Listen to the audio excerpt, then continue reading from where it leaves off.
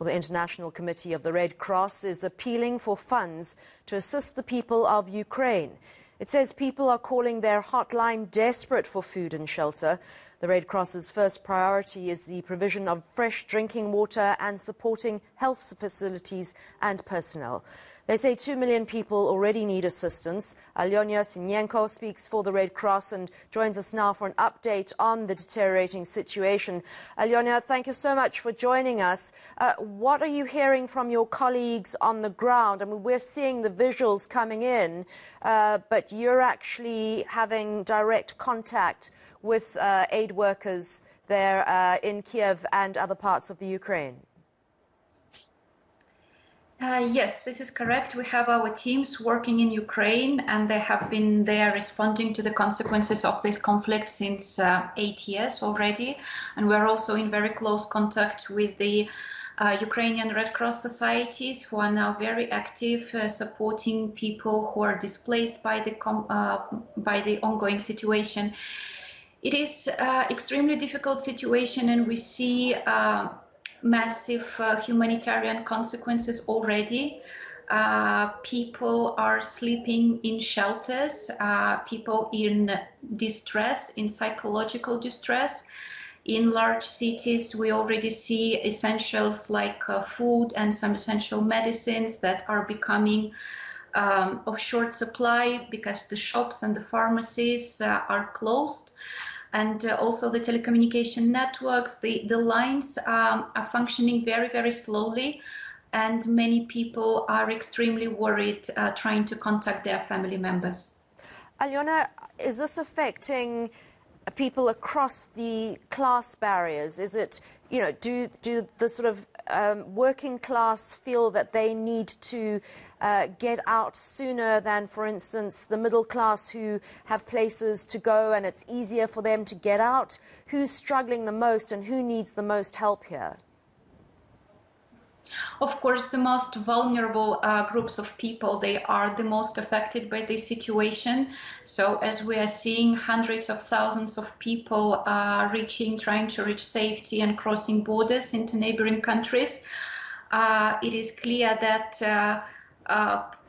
some people who just don't have any means to be able to afford it, and for them the situation is much more dire. And also for the people who have less savings, who are unable to go to work these days. So yes, the most vulnerable are, of course, they have less resilience, and they are hit the hardest by this. Tell me what's needed most on the ground.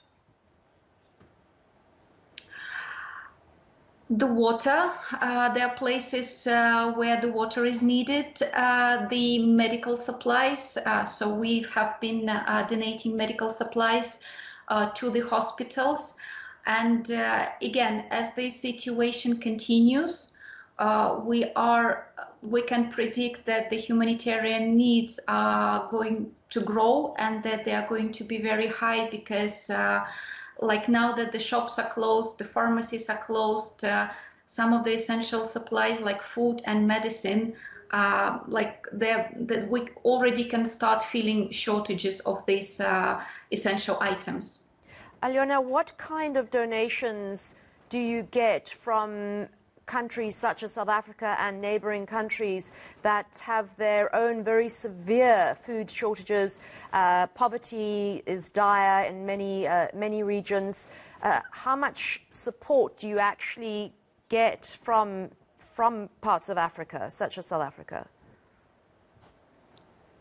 Well, the international support for people who are affected by the crisis has been huge. There's we are getting funds from the donors, from the governments, and also we've been receiving private donations as well. I don't have the exact figures, like I cannot give you the exact figures country by country. I just don't have that on top of my head right now. But we can clearly see that the international support for people who are suffering as the results of these events is very high. So we'll need, we're just waiting for the security situation to allow it to be able to move our team safely and to respond to this humanitarian emergency. Last question, for those who do want to donate, I've heard it's actually pretty straightforward, but could you just provide us with those details or point us, for those viewers who want to, in the right direction, please?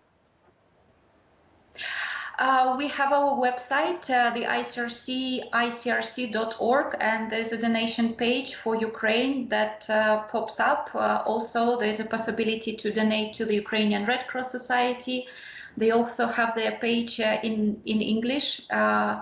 So there are different channels where people can support the humanitarian efforts in the country, and also in the neighboring countries, because this crisis is not going to affect just Ukraine, but with the influx of people crossing borders, the needs are growing also in the countries, in the neighboring countries.